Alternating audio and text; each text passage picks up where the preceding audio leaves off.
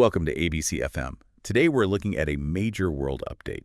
You sent over a fascinating collection of articles, all centering on President Trump's big announcement about new tariffs. And that's exactly what we're going to unpack. Absolutely. It's quite the development. Yeah, so on Thursday, April 3rd, just yesterday, the president declared a U.S. economic emergency. And, well, he unveiled some really substantial tariffs. We're talking impacting almost all imports. Right. A bits line of at least 10% across the board. Exactly. And then even higher rates for, about 60 countries? Or trading blocks, the ones with those big trade deficits with the U.S. Mm-hmm. And don't forget the auto tariffs. Oh, right. 25% on all foreign-made cars, effective immediately. Midnight Thursday. Yeah, that one hit instantly. So our goal today is really to synthesize all this information for you, pull out the key points, look at the immediate reactions, what it could mean for the U.S., the world economy. And how different countries and industries are responding. It's a lot to cover. It really is. So let's get started. Tell us more about this Liberation Day announcement. Well, that's the term some are using. The headline grabber is definitely that minimum 10% tariff on almost everything. But beneath that, you have these so-called reciprocal tariffs. Those target about 60 specific countries, the ones with the trade deficit. Okay. And those aren't immediate? No, they're set to go into effect April 9th. And they're calculated at roughly half the rate those countries charge the U.S. on, American goods. Okay, so wait. It's not actually reciprocal in the sense of you charge 10%, we charge 10%. Exactly. That's a really crucial point. The calculation seems to be more targeted. The articles suggest the formula is something like, take the country's trade deficit with the U.S., divide it by their total exports to the U.S., and then multiply that by 1/2. So it's really focused on the size of the trade imbalance. Precisely. It looks less like strict reciprocity and more like surplus targeting, as some analysts are putting it. It's about hitting countries that sell much more to the U.S. than they buy. That's a really interesting twist on the term reciprocal.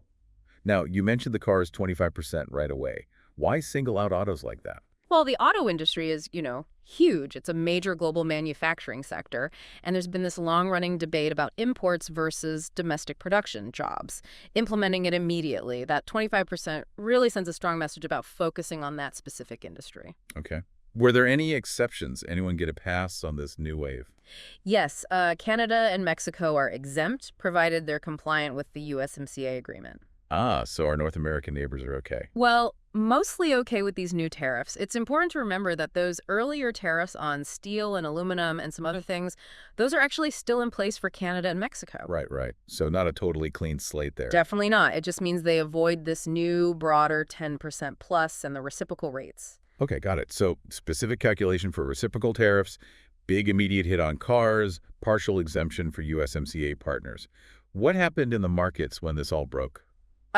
Pretty much what you might expect. The reaction was fast and, negative. U.S. stock markets dropped sharply in after-hours trading right after the announcement. And that carried over. Yeah. Asian markets followed suit the next day. And interestingly, we saw gold hit a new record high. A flight to safety. Exactly. Investors getting nervous, looking for safer places to put their money.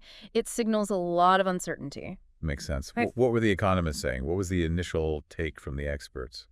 Alarm bells, mostly.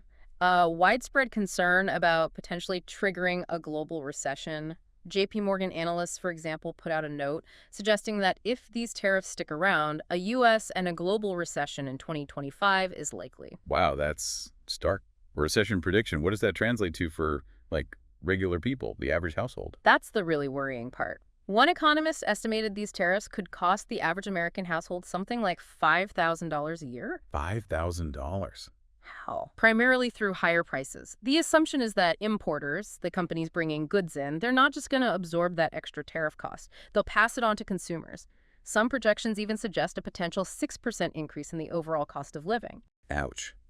That hits working and middle-class families the hardest, doesn't it? That's the major concern, yeah. People whose budgets are already stretched thin. The articles also put this into historical context, which I found pretty striking. Yes, that comparison is really something. Fitch Ratings pointed out this could push the average U.S. tariff rate to its highest point since, 1910? 1910. That's pre-Great Depression era tariffs. Higher than Smoot-Hawley? Potentially, yes. And, Smoot-Hawley is often blamed, at least partly, for deepening the Great Depression.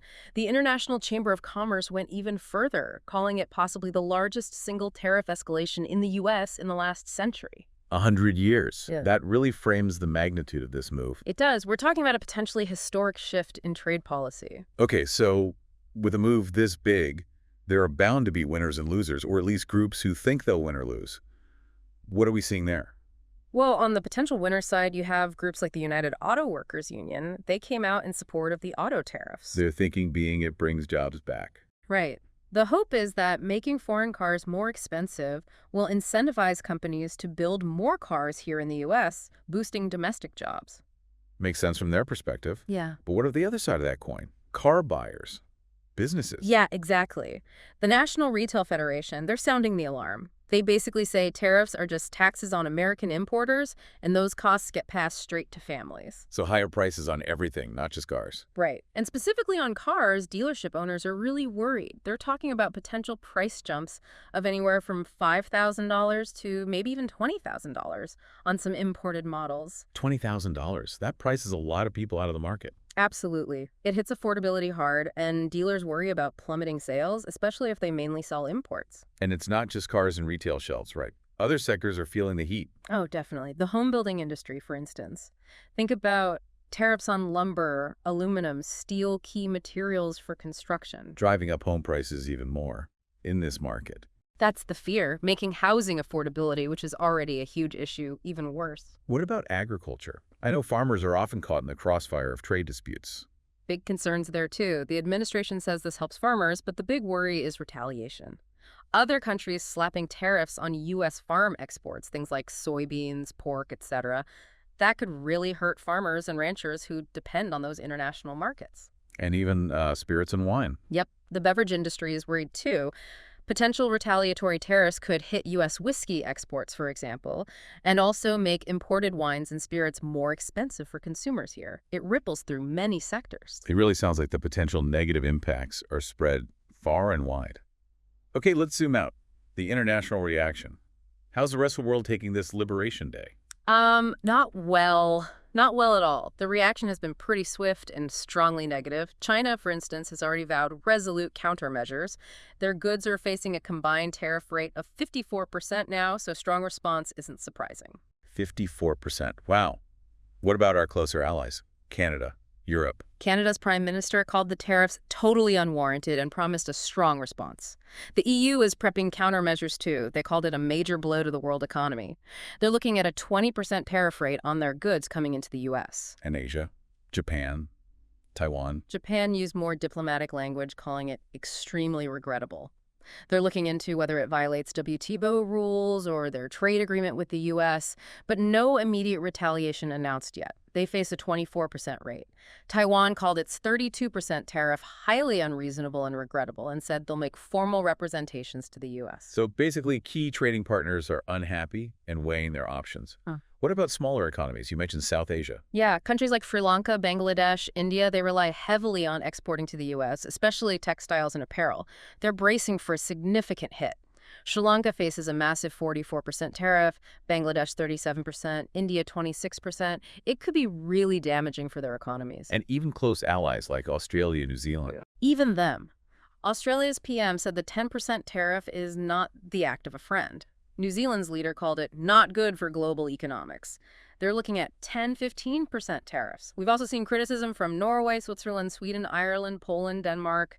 The list goes on. It's pretty widespread condemnation. A near global pushback. Okay, let's bring it back home.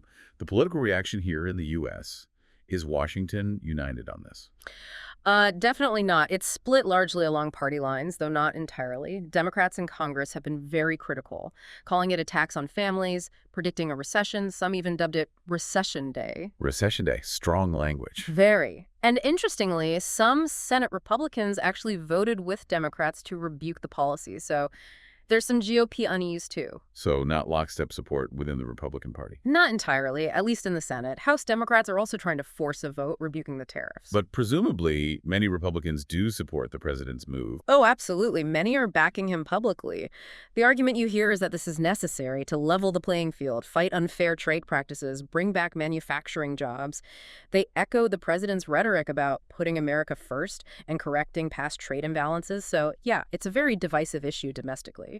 Okay, so we've covered the tariffs, the reactions, the potential impacts. Let's try and understand the why. What are the stated motivations here? And what do economists think? Well, President Trump has laid out several goals: restoring U.S. manufacturing, balancing those trade deficits, generating revenue maybe for debt reduction or tax cuts, and gaining leverage in negotiations. Is America First economic agenda, basically. Right, achieving economic independence, as it's sometimes framed. But do economists generally buy that tariffs achieve all that? Simultaneously, there's a lot of skepticism. The general consensus among economists is usually that tariffs act like a tax, raising prices for domestic consumers and businesses. While maybe some specific industries get protection, the broader economy often suffers. And achieving all those goals, balancing trade, boosting manufacturing, raising revenue, and getting negotiating leverage all at once with tariffs, most economists doubt it. Right, the standard view is that consumers ultimately pay the price. That's the dominant view. There's also this debate: are these tariffs a long-term policy shift or just a hardball negotiating tactic? A way to force concessions. Potentially. But the risk, as we've seen from the reactions, is that it spirals into a full-blown damaging trade war. And that specific calculation for the reciprocal tariffs targeting surpluses suggests a very deliberate strategy against certain countries. And using the National Economic Emergency Declaration gives the president the power to do this. Yes, that's the legal justification being used, citing unfair trade practices harming the U.S. economy, allows for these broad tariff powers under specific emergency provisions. Well, this Liberation Day announcement has certainly unleashed a torrent of reactions and huge questions about where global trade and the U.S. economy go from here. It's a massive amount to take in, but hopefully walking through the details, the reactions, the different perspectives, it gives everyone a clearer understanding of this moment. It really does. And the situation is changing fast. The long-term consequences, still very much up in the air. What really stands out is just how interconnected everything is. One big move by the U.S. sends ripples everywhere. Absolutely. It forces us to think about trade, about national interest versus global stability, really fundamental questions. Definitely. What aspect of this whole thing stands out most to you or seems most concerning as we watch it unfold? For me, it's probably the potential for miscalculation and escalation. The risk of a tit-for-tat trade war that ends up hurting everyone involved, including American consumers and businesses. It's a high-stakes gamble. A high-stakes gamble indeed. This is clearly a story that's just beginning. Lots to keep watching.